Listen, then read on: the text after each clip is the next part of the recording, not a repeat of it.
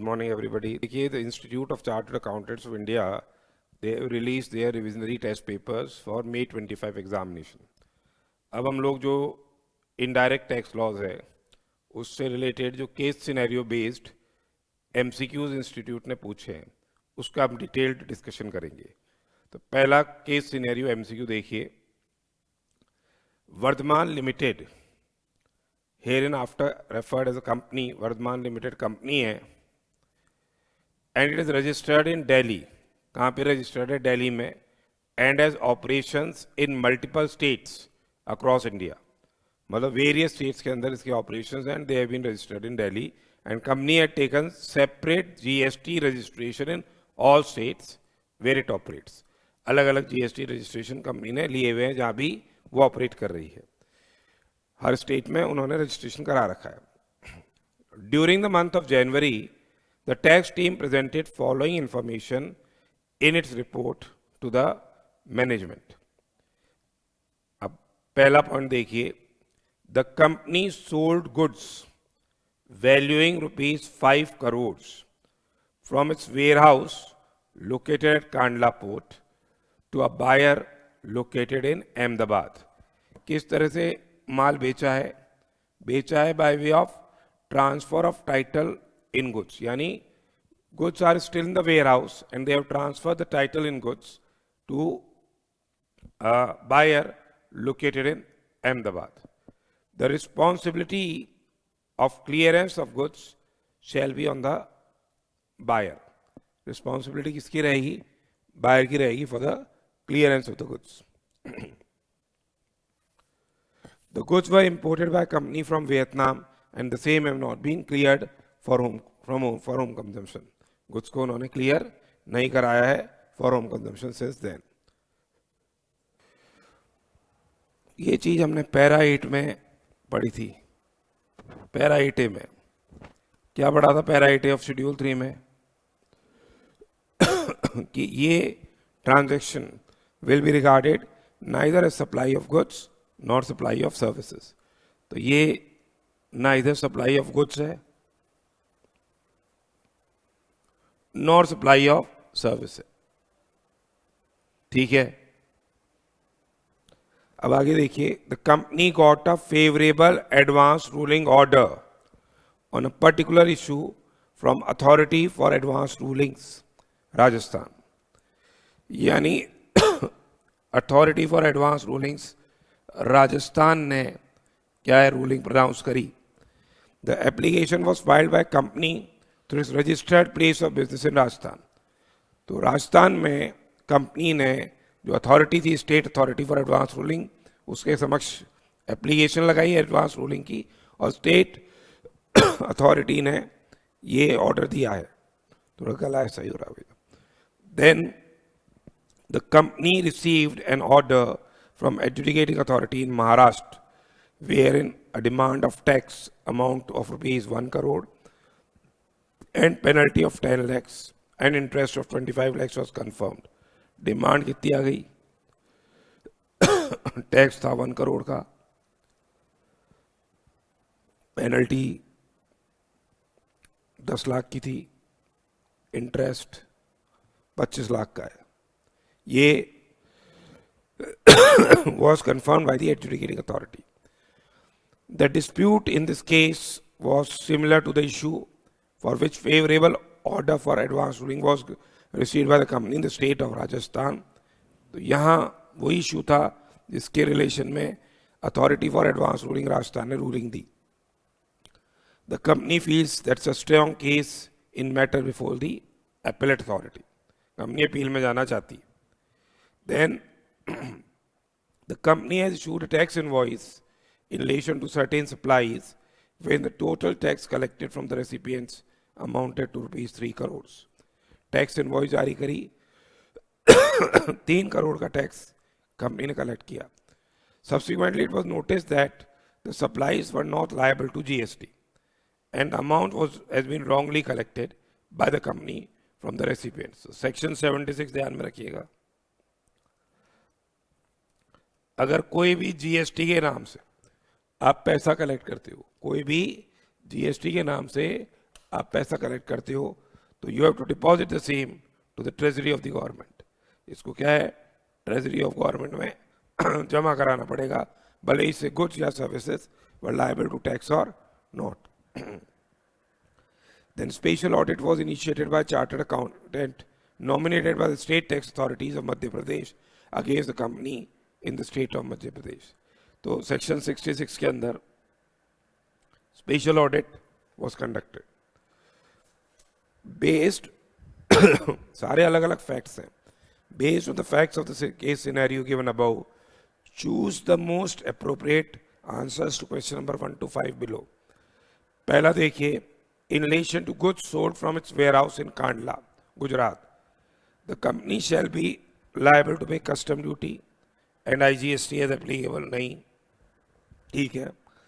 Goods अगर company खुद clear कराएगी वेयर हाउस से, तब उसको कस्टम ड्यूटी और IGST देना, खुद क्लियर कराए। इसने तो ट्रांसफर ही कर दिया title of documents,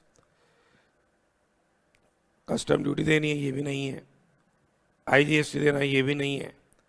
They will not be liable to pay any duty here or tax here because ये Schedule 3 का transaction है। The transaction is regarded neither as a supply of goods nor क्या supply of services। ये Schedule 3 का transaction है। Next देखिए, in relation to advance ruling order received by company in Rajasthan, तो state authority जो होती है एडवांस रूलिंग अथॉरिटी, वो अगर ऑर्डर देती है तो वो ऑर्डर बाइंडिंग रहता है।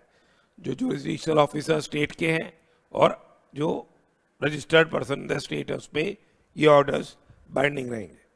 So the order is binding on the company only in Rajasthan, but jurisdictional officers across all registration of company in India, ये गलत है। क्योंकि स्टेट अथॉरिटी अगर रूलिंग दे रही है तो स्टेट अथॉरिटीज़ के जो ऑफिसर्स हैं और जहाँ कंपनी रजिस्टर्ड है उसके स्टेट में ही बाइंडिंग रहेगी। The order is binding on company across all the states, ये भी रॉन्ग है। The order is binding on company and the jurisdictional officer in Rajasthan and order is binding on the company and jurisdictional officer across all registration of company in India. इसका answer C हो जाएगा, जो binding है company पे और jurisdictional officer in Rajasthan। Then the company prefers an appeal to the appellate authority against the orders passed by the adjudicating authority in Maharashtra, and amount of pre-deposit to be made by company is, कितना pre-deposit required रहेगा, that is 10% of the disputed tax subject to maximum of ₹25 crore. अब ये 1 नवंबर 2024 से इस वो limit को 25 करोड़ की जगह 20 करोड़ कर दिया है। तो अभी तो आपके मई में है, तो आपको 10% ऑफ डिस्प्यूटेड टैक्स जमा कराना पड़ेगा। तो डिस्प्यूटेड टैक्स का अमाउंट कितना है देखिए, पूरे के पूरे 1 करोड़ को डिस्प्यूट किया है इन्होंने, तो 1 करोड़ का 10% यानी प्री डिपॉजिट कितना रहेगा, 10 लाख रुपए रहेगा। एक तो एडमिटेड टैक्स, इंटरेस्ट और पेनल्टी जमा करानी होती है एंड 10% ऑफ डिस्प्यूटेड टैक्स जमा कराना होता है, subject to maximum of 25 crore CGST and 25 crore SGST in first appellate authority. Then in case where tax has been wrongly collected by a company from the recipient, the company shall pay the amount to the government।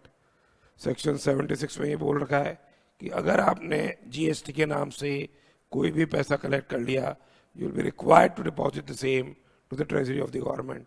ये answer सही होगा इसका। Company refund करेगी, company deposit करेगी, consumer welfare fund में नहीं, company central government की treasury के अंदर इस पैसे को जमा कराएगी। And company shall retain such amount itself, ये भी गलत है। नेक्स्ट देखिए, in case of special audit being conducted by the state of Madhya Pradesh, special audit being conducted by what? State of Madhya Pradesh, the remuneration of chartered accountant is payable by the company, nahi, the remuneration of chartered accountant is payable by the company नहीं देगी, department वाले देंगे. Remuneration of chartered account is payable by commissioner, but expenses of examination and audit is reimbursed by company. ये भी नहीं है. Basically the expenses of examination and audit of records, including remuneration of chartered accountant, the same is to be paid by commissioner. Section 66 के अंदर अपन ने ये देख रखा है. तो ये बहुत ही सिंपल सा केस सिनेरियो बेस्ड क्वेश्चन इन्होंने पूछा. नेक्स्ट देखिए, ये रिपीटेड क्वेश्चन है. विद्युत corporation limited is a public sector undertaking engaged in the business of generation of electricity from conventional and non-conventional sources. Electricity generate कर रहे हैं ये. The government of India holds 75% equity in the said company and balance equity is held by the institutional and domestic investors. PSUA. Company has taken separate GST registration under the GST each state where its business operations are there. The company has its HO in Delhi. HO में दिल्ली में है. And power plants हैं. एक तो बिहार में power plant, Orissa में है और छत्तीसगढ़ में है. From the following transactions were carried out by the company during the month of February. Sale of electrical energy to DISCOM, इस पे GST लेविएबल नहीं होगा. Basically bank interest received on saving bank and fixed deposits, ये भी exempt supply की ambit में आ रहा है. Then house rent recovered from employees for residential accommodation provided to them, ये भी exempt supply में रहेगा क्योंकि ये रेजिडेंशियल एम्प्लॉयज अनरजिस्टर्ड पर्सन्स होंगे. उनसे जो रेंटिंग की जा रही है अनरजिस्टर्ड पर्सन्स को, रेजिडेंशियल रेंटिंग, वो exempt रहेगी. Rent collected from banks, ATM shops and shops, ATM, post office shops located in office premises, ये टैक्सेबल सप्लाई की एम्बिट में आ रहा है. कॉमर्शियल रेंटिंग है ये. Sale of metal scrap covered under chapter 72 excluding TCS at rate of 1%. TCS include नहीं होता है, अपन ने पढ़ाई था. Will not be include in the value of supply. Sale of metal scrap will be liable to GST. वैसे chapter 72 का metal scrap है तो RCM के प्रोविजंस अप्लाई होते हैं कब? जब अनरजिस्टर्ड पर्सन सप्लाई करता है किसको? रजिस्टर्ड पर्सन को. पर यहाँ तो कंपनी रजिस्टर्ड है तो RCM provisions will not be applicable. ये क्या है? फॉरवर्ड चार्ज मैकेनिज्म के अंदर. फॉरवर्ड चार्ज मैकेनिज्म के अंदर क्या है? चार्जेबल टू टैक्स होगा. ये फॉरवर्ड चार्ज मैकेनिज्म में टैक्सेबल होगा. Then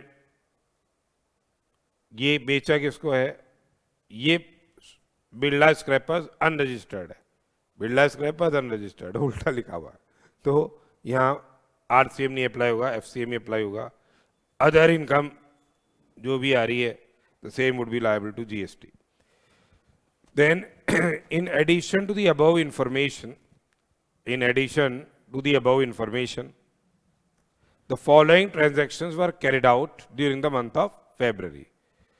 A supply order for stationery items was awarded by Delhi HO to measure Stationery Mart, New Delhi, 3,36,000 रुपए इंक्लूडिंग GST. तो यहाँ वैल्यू ऑफ सप्लाई कितनी हो गई? 3 लाख हो गई. दिल्ली ऑफिस ने न्यू दिल्ली स्टेशनरी मार्ट को ये कॉन्ट्रैक्ट दिया है. GST लग रहा है एट रेट ऑफ 12%, यानी 36,000 GST है. The vendor supplied stationery items worth 44,800 including GST. 44,800 including GST है तो एक्सक्लूडिंग GST वैल्यू कितनी हो गई? 40,000 रुपये हो गई. ठीक है. Delhi HO made the payment of the said bill in February by crediting vendor's account for that amount on same date in its books. तो उसी दिन उन्होंने क्या कर दिया? इसका पेमेंट कर दिया. The remaining amount was paid in April on supply of balance items. ठीक है। तो बेसिकली अब जब यहाँ टीडीएस के प्रोविजन अप्लाई होंगे, PSU will be required to deduct tax at source. TDS किया जाएगा at rate of 2% on the value, 40,000 रुपये की जो वैल्यू ऑफ सप्लाई है, 2% की रेट से क्या होएगा, public sector undertaking will what deduct tax at source under section 51 of the CGST act. ठीक है। Orissa plant purchased office furniture 2,80,000 during February from unregistered dealer. Rate of GST on the set furniture item is 18%। यहां no ITC will be admissible, no RCM के provision apply नहीं होंगे जब तक कि यहाँ इस आइटम को नोटिफाई नहीं किया जाए। 9(4) का या 5(4) का RCM के प्रोविजन ये अप्लाई नहीं होंगे। बिल्डर्स पे अप्लाई हो रहा है वो, जब वो अनरजिस्टर्ड पर्सन से परचेजेस कैरी आउट कर रहे हैं। A board meeting for raising term loan for project expansion was held in February. The Delhi HO paid 20,000 each as sitting fees to 4 independent directors. 20,000 रुपए की सिटिंग फीस दी है 4 independent directors को, all registered under GST, वो attended the meeting. 80,000 रुपए ये fees दी गई है। Further it paid 80,000 to one of the directors who had rented the office building to Delhi HO। 80,000 रुपए की ये इन्होंने डायरेक्टर ने खुद की पर्सनल बिल्डिंग को लेट आउट किया है Delhi HO को।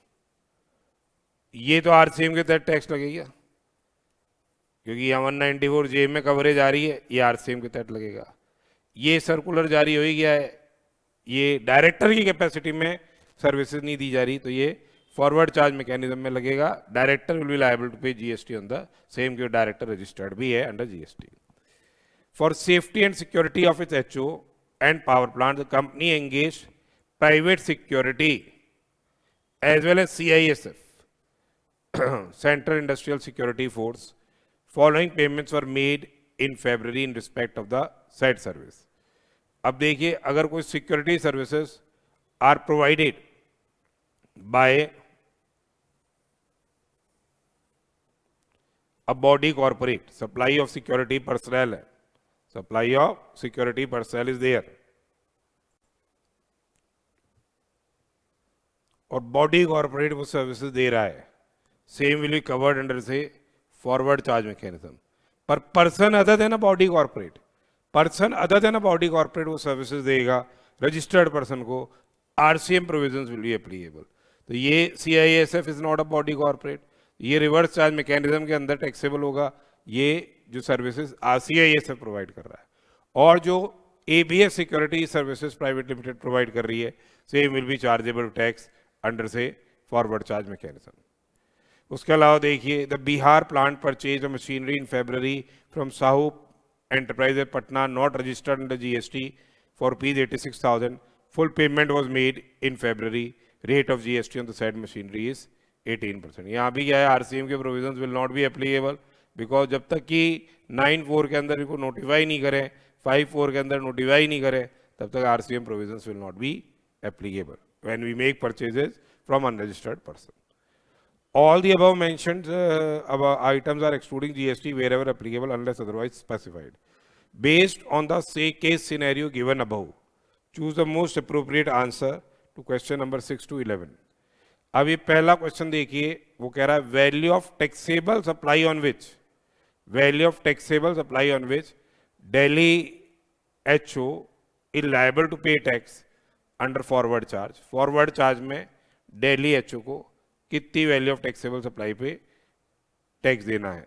तो देखो, Delhi HO ने ये तो है ही नहीं यहाँ, ये बेसिकली एग्जेम्प्ट सप्लाई के एम्बिट में आ रहा है। हाउस रेंट रिकवर्ड भी एग्जेम्प्ट रहेगा। रेंट पे लगेगा एक तो 48,000, रेंट पे लगेगा 48,000, और जो अदर सप्लाईज हैं, जिनकी अदर इनकम जो बता रहे हैं, 2.5 लाख रुपए, उस पर भी टैक्स फॉरवर्ड चार्ज मैकेनिज्म में देंगे। तो कुल मिला के 298 पे ये टैक्स फॉरवर्ड चार्ज मैकेनिज्म में लगेगा। दूसरा है value of taxable inward supply on which GST shall be payable under reverse charge by Bihar power plant. Bihar power plant के देखिए ये 10 लाख रुपए की सर्विसेज बिहार पावर प्लांट की आरसीएम में आ रही है। और बिहार पावर प्लांट ने क्या क्या लिया है, उड़ीसा, ये बिहार और ये बिहार, सिर्फ 10 लाख रुपए बेसिकली क्या है, इसकी आंसर आएगा 10 लाख रुपए बिहार पावर प्लांट का आरसीएम के तहत टैक्स देना है, जो सिक्योरिटी सर्विसेज इन्होंने अवेल करी है। नेक्स्ट देखिए, the value of supply on which TDS under 51 shall be deducted while making payment to major stationery mart in February. तो अपन ने देखा था वो 40,000 रुपये आ रहा था कॉन्ट्रैक्ट, टोटल कॉन्ट्रैक्ट प्राइस तो 3 लाख रुपए आ रही थी, 40,000 रुपये ये आ रही थी इस महीने की, फेब्रवरी के महीने की। 40,000 का 2% टीडीएस करेंगे तो 40,000 का 2% कितना हो जाएगा, ये आंसर आएगा 800 रुपये। ठीक है, अच्छा ये वैल्यू पूछ रहे क्या, तो वैल्यू है 40,000 रुपये, 40,000 इसका आंसर आएगा, 800 नहीं 40,000 आंसर आ जाएगा। नेक्स्ट देखो, the value of taxable inward supply on which GST is payable under RCM by Delhi HO. तो दिल्ली एचओ आरसीएम के तहत कहाँ टैक्स देगा, और उड़ीसा पावर प्लांट का देगा। शुरुआत से देखते जाओ।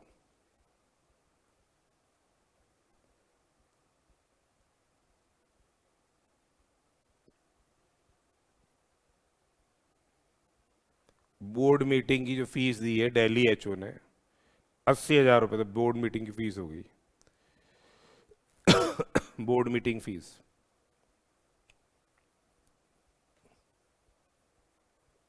और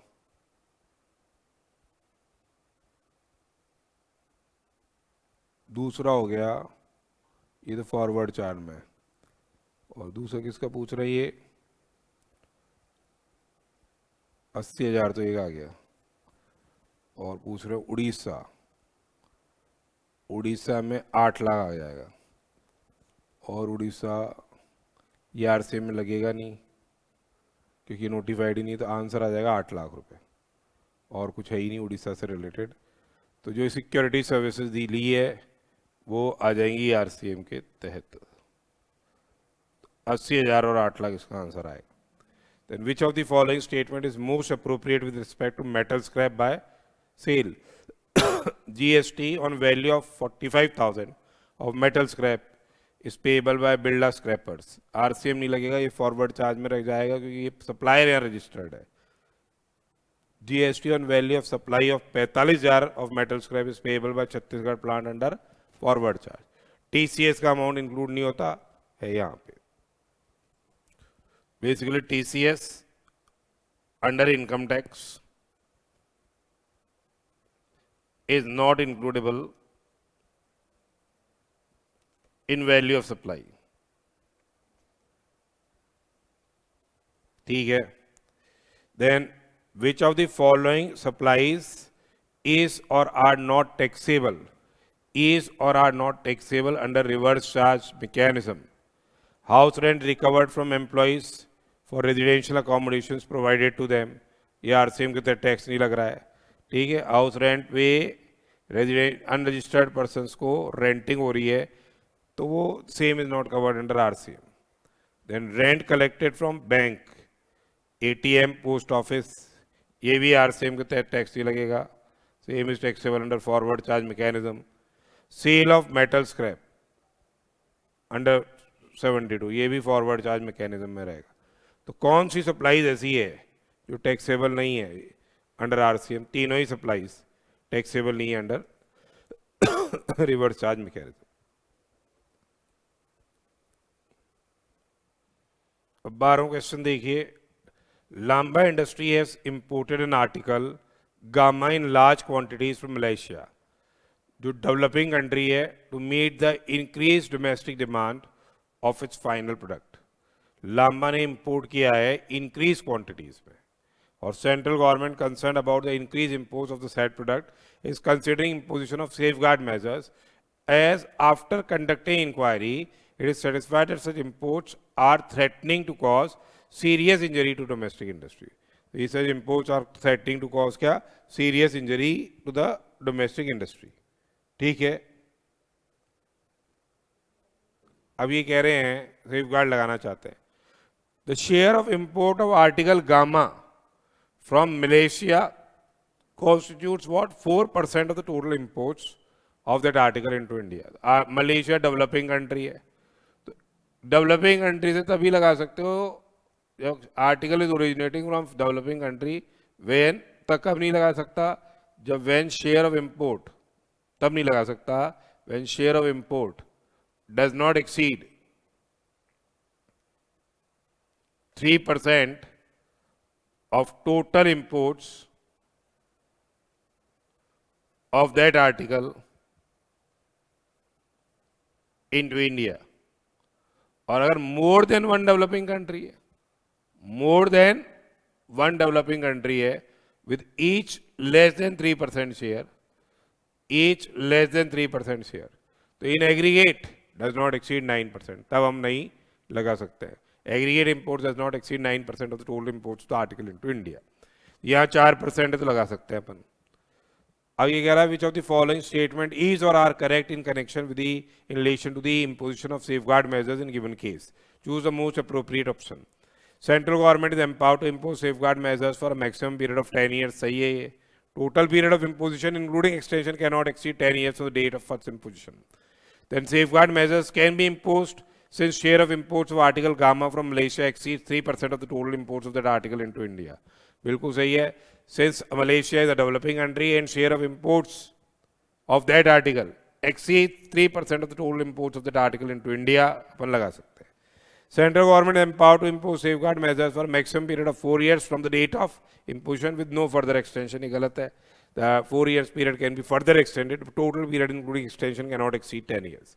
Then safeguard measures cannot be imposed since share of imports of article gamma from Malaysia exceeds 3%. 3% से ज़्यादा शेयर होगा तब लगाया जा सकता है.